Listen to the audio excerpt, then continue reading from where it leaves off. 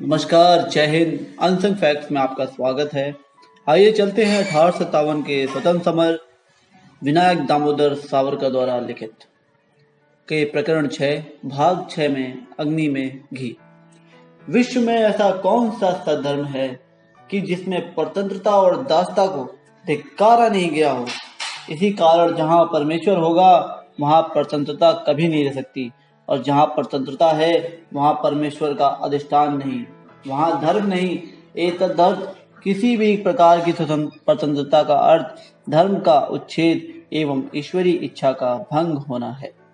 क्या मनुष्य जाति की उन्नति के लिए उत्पन्न हुए सारे धर्म मनुष्य जाति की अवनति के लिए उत्पन्न हुई परतंत्रता को एक क्षण भी जीवित रखने की आज्ञा देंगे?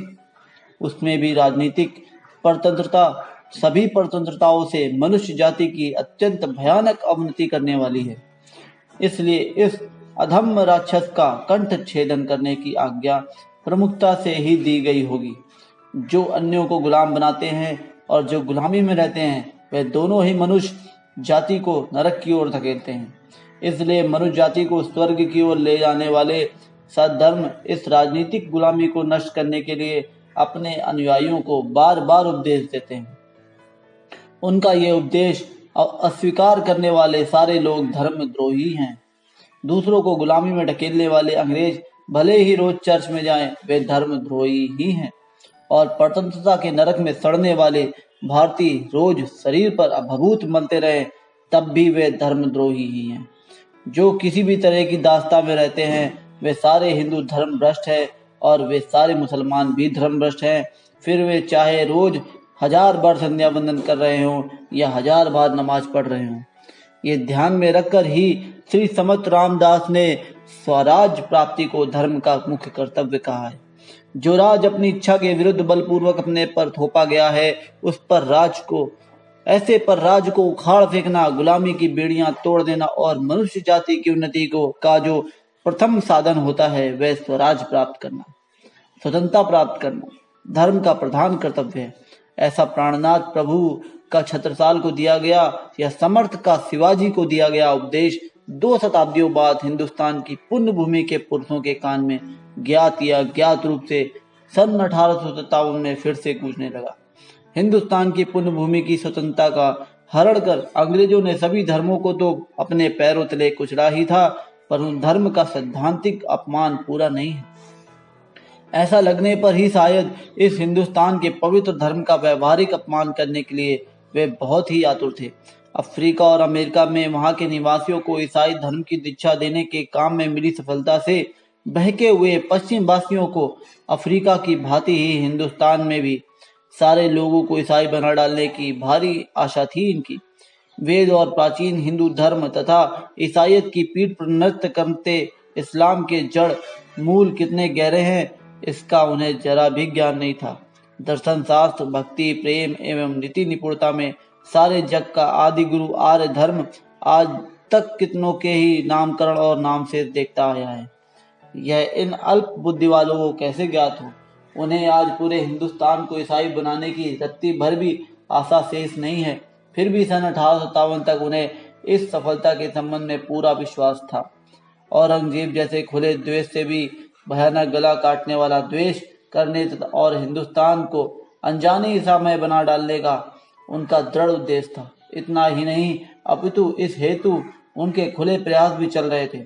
हिंदुस्तान में पाश्चात्य शिक्षा पद्धति प्रारंभ करने वाला मैकाले अपने एक निजी पत्र में लिखता है, अपनी ये शिक्षा प्रणाली ऐसी ही बनी रही तो 30 वर्ष में पूरा बंगाल ईसाई हो जाएगा। इस टिटहरी को ऐसी आशा और विश्वास था कि अपनी चोंच में से ये अगाध समुद्र को देखते देखते पी जाएगा। सारे हिंदुस्तान को ईसाई बना डालने के लिए हर अंग्रेज की कुछ न कुछ योजनाएं अवश्य होती थी। इस धर्म परिवर्तन को प्रकटता मदद करने वाला हजारों मिशनरियों द्वारा किए जाने वाला निवेदन मानकर उसके अनुसार हिंदू और इस्लाम धर्म की गर्दन पर तलवार चलाने का कार्य भी अंग्रेजी सरकार द्वारा किया जाता था। परंतु उस राष्ट्र को धर्म परिवर्तन की अपेक्षा व्यापार परिवर्तन और यीशु की तुलना में द्रव्य भक्ति अधिक होने के कारण ऐसे खुले कार्य करके धर्म के लिए हिंदुस्तान का राज खोने से या निकलने देने की गलती उसने नहीं की। इच्छा नहीं थी ऐसा नहीं, पर हिम्मत नहीं थी। फिर भी बड़े बड़े नाम देकर और अपना मूल हेतु छिपाते हुए सती प्रथा प्रतिबंध, विधवा विवाह को समर्थन, दत्तक उत्तराधिकार की समाप्ति आदि अवसरों पर हिंदुस्तान की धर्म आस्थाओं में परिवर्तन करने का प्रयास उन्होंने प्रारंभ कर ही दिया था। मिशनरियों के तहत चलने वाले स्कूलों को सरकारी धन की सहायता बिना रुके मिल रही थी। बड़े बड़े आर्क बिशपों के वेतन बड़े बड़े सरकारी अधिकारियों द्वारा हिंदुस्तान की जनता को निचोड़कर जमा किए गए धन से दिए जाते थे। ये अधिकारी अपने अधीनस्थ लोगों को अपने पवित्र धर्म को त्याग कर ईसाई होने का उपदेश करते। सरकारी कागजों में हिंदुस्तान के लोगों का उल्लेख हीथन शब्द से किया जाता। अंग्रेजी कर्मचारियों का अधिकतर समय आसमानी बाप का शुभ चरित्र सुनाने में ही जाता था। सेना में जो अंग्रेज घुसते थे उनमें से कितने ही केवल अधिकार के बल पर भारतीय धर्म की खिल्ली उड़ाने के लिए ही घुसते थे। शांति काल में सेना के लोगों को कोई काम न होता था, अतः उस समय हिंदू और मुसलमान सिपाहियों को यीशु का चरित्र सुनाने को विपुल समय मिलने से लश्करी विभाग में यत्र तत्र इन मिशनरी कर्नलों और सेनापतियों की आवाजाही बढ़ गई थी। जिस रामचंद्र के पवित्र नामोच्चार से हर हिंदू के हृदय में भक्ति भाव उमड़ पड़ता है और जिस मोहम्मद के नाम से सारे मुसलमानों की रग रग से प्रेम झलक पड़ता है, उस रामचंद्र के और उस मोहम्मद के नाम को वे पादरी कर्नल गालियां बकते। उठते बैठते भारतीय सिपाहियों को अधिकार के जोर से चुप बैठाकर वे उनके सामने उनके प्राण प्रिय वेदों और कुरानों की डटकर निंदा करते थे। इन मानवीय राक्षसों का ये धोख किस तरह निरंतर चल रहा था और इस कार का उन्हें कितना अभिमान था, इसका स्वरूप स्पष्ट करने के लिए एक व्यक्ति से संबंधित उदाहरण देना आवश्यक है।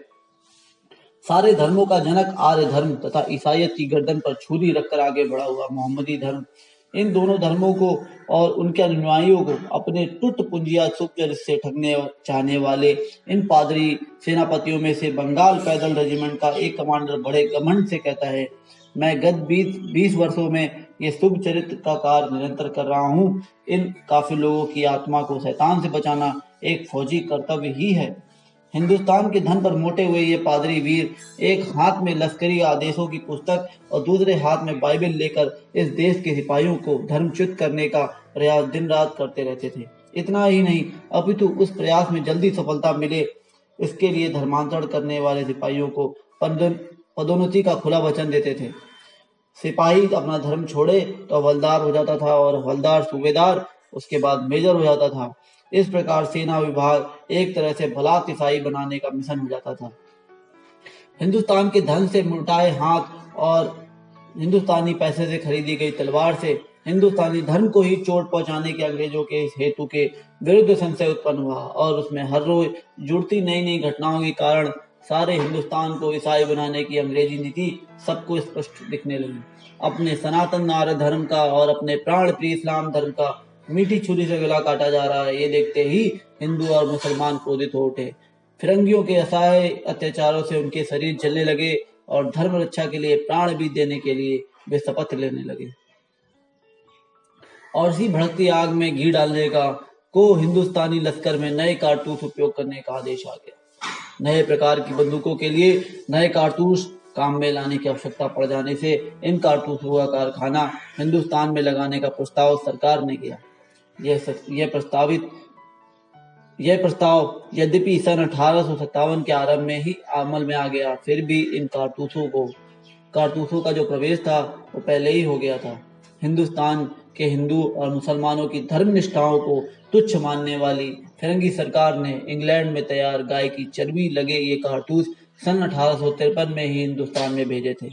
ऐसा अब सिद्ध हो गया है। अंग्रेजों ने यह बात गुप्त रखकर कि उन कारतूसों में किसकी चर्बी लगी है, कानपुर, रंगून एवं फोर्ट विलियम की हिंदुस्तानी फौज के हिंदू मुसलमानों को सन 1853 में ही धर्मच्युत कर दिया था। यह विश्वासघात सन 1857 में खुलने तक कारतूसों को चाहे जो भी चर्बी लगाने की अंग्रेजों में जानबूझकर व्यवस्था की थी। यह बात अनुमान से नहीं कही गई है, क्योंकि सन 1853 के दिसंबर में कर्नल टक्कर द्वारा भेजी गई सरकारी रिपोर्ट में इस बात का स्पष्ट उल्लेख है। स्वयं कमांडर इन चीफ को यह बात ज्ञात थी। ऐसा होते हुए भी हिंदुस्तानी सिपाहियों को वे कारतूस देकर उनके पवित्र धर्म को भ्रष्ट करने का अदम्य कृत्य निरंतर चालू रखा गया था। अंग्रेजों के मन के इस विश्वासघात की कल्पना सन 1853 में भारतीय सिपाहियों को बिल्कुल भी न थी। अतः उन्होंने इन कारतूसों का प्रयोग बिना किसी शंका के किया। इस तरह अपनी कपट भरी योजना सफल होते देख इन कारतूसों के निर्माण का कारखाना दमदम में चालू किया गया। इस कारखाने में तैयार किए गए कारतूसों को पहले जैसी ही चर्बी लगाई जाती थी, पर ऐसा करने में हिंदुस्तानी लोगों को धर्मच्युत करने का सरकार का हेतु नहीं था। इसे कोई भी भूले नहीं, ऐसा उद्देश्य ना होते हुए भी हमारा देश मिट्टी में मिल गया। ऐसा कोई उद्देश्य ना होते हुए भी हमारा स्वराज चरचर चीर दिया गया, और ऐसा उद्देश्य ना होते हुए भी हमारे धर्म का नाश हो रहा था। कमांडर इन चीफ को चर्बी की बात मालूम होते हुए भी उसने क्यों कर हिंदुओं के मुंह में गाय का मांस एवं मुसलमानों के मुंह में सूअर का मांस ठूसा। इस एक व्यवहार में अंग्रेजी सरकार ने कितनी बार सफेद झूठ बोला, ये देखे तो रक्त की हर बूंद खोलने लगती है। कारतूस को गाय और सुअर की चर्बी लगाई जाती है, इस अफवाह पर सिपाहियों ने अंधविश्वास किया। ऐसे कहने वाले निर्लज्ज लोग दमदम कारखाने में जो ठेकेदार चर्बी देता था उसका करार पत्र अवश्य देखें, जिससे इसका स्पष्ट उत्तर मिलेगा कि उन कारतूसों में गाय की चर्बी का उपयोग किया जाता था या नहीं। हिंदू लोग जिसे मां मानते हैं, उस गाय की चर्बी की आपूर्ति 2 आने की 1 पाउंड की दर से की जाती थी, और उस चर्बी में सुअर की चर्बी का अंश मिलाया जाता था। यह भी असंभव नहीं है। इन कारतूसों का हल्ला होते ही सन 1857 की 29 जनवरी को एक सर्कुलर भेजा गया। उसमें से सरकारी हुकूमत कहती है, नेटिव सिपाहियों के लिए बनने वाले कारतूसों को केवल बकरी या बकरे की चर्बी लगाई जाए, सुअर या गाय की चर्बी बिल्कुल काम में ना ली जाए। जल्दबाजी में निकाले गए सर्कुलर से यही सिद्ध हो गया कि गाय या सुअर की चर्बी न लगाने का इसके पहले नियम नहीं था। दमदम और मेरठ में इन कारतूसों के कारखाने थे। दमदम के कारखाने में काम करने वाले एक मेहतर ने एक ब्राह्मण से उसके लोटे का पानी मांगा। ऐसा करने पर वह लोटा भ्रष्ट हो जाएगा। उस ब्राह्मण के ऐसा कहते ही वह मेहतर बोला, अब सब और भ्रष्टता फैलेगी। जिन कारतूसों को तुम दांत से तोड़ोगे, उन कारतूसों पर गाय और सुअर की चर्बी मढ़ी जा रही है। ये सुनते ही वह ब्राह्मण दूसरे सिपाहियों को वह बात कहने लगा। दमदम में जल्दी ही सारे सिपाही संशयग्रस्त हो गए, और उन्हें पड़ताल की तो यह सत्य स्पष्ट हो गया कि कारतूसों को गाय और सुअर की चर्बी लगाई जाती है। दमदम का यह समाचार आग की तरह सब और फैल गया। हर सिपाही को अपने हाथों में गाय और सुअर की चर्बी लगी दिखने लगी, और हर लश्करी शिविर में ईसाई लोगों के इस षड्यंत्र में से हर एक को अपने धर्म और अपने अस्तित्व का एक क्षण का भी यह देखकर अंग्रेजी सरकार घबरा उठी, और उसने अपना कुकृत्य छिपाने के लिए ऐसी झूठी और नीच बातें कहनी शुरू की जिससे कि मनुष्य जाति को कालिक पुती रहे। कारतूसों को गाय और सुअर की चर्बी लगाई हुई थी। यह जब अस्वीकार करना कठिन हो गया, तब हिंदुस्तानी सरकार के लश्करी सचिव बर्च ने सरकारी घोषणा की कि मेरठ और दमदम में तैयार होने वाले नए कारतूस हमने अभी तक बिल्कुल नहीं बांटे हैं। उसका यह कथन बिल्कुल झूठ था। अंबाला, सियालकोट और बंदूकों के प्रशिक्षण के लिए चलाए गए नए लश्करी वर्गों में ये चर्बी लगे कारतूस सन 1856 से ही भेजे जा रहे थे। अंबाला डिपो में 22,500 और सियालकोट को 14,000 कारतूस 23 अक्टूबर 1856 को भेजे गए।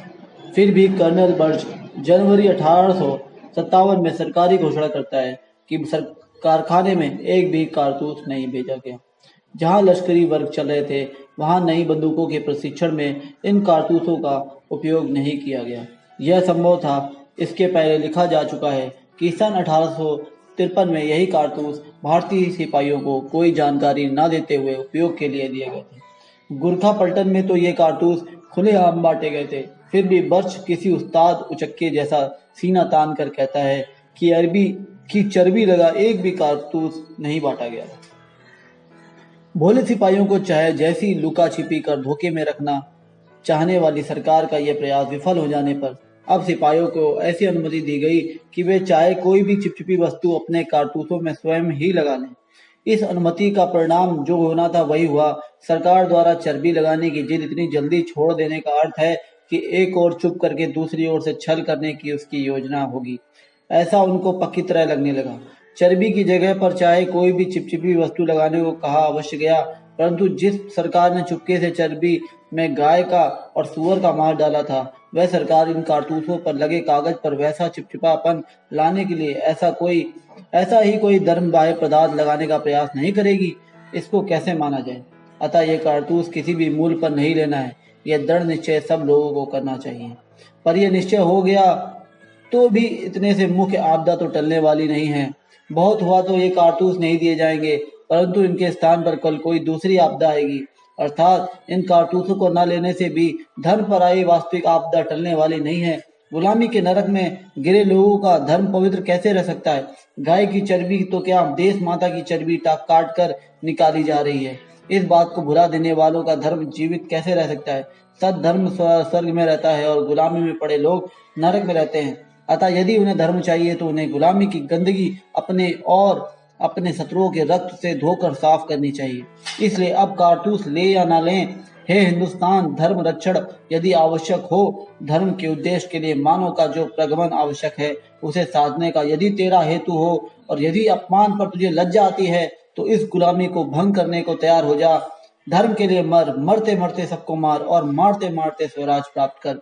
सन 1857 का वर्ष उदय हो चुका है, इसलिए उठ हिंदुस्तान, उठ और स्वराज प्राप्त कर। विनायक दामोदर सावरकर द्वारा रचित 1857 का स्वतंत्र समर का भाग 6 संपन्न हुआ। धन्यवाद। जय हिंद।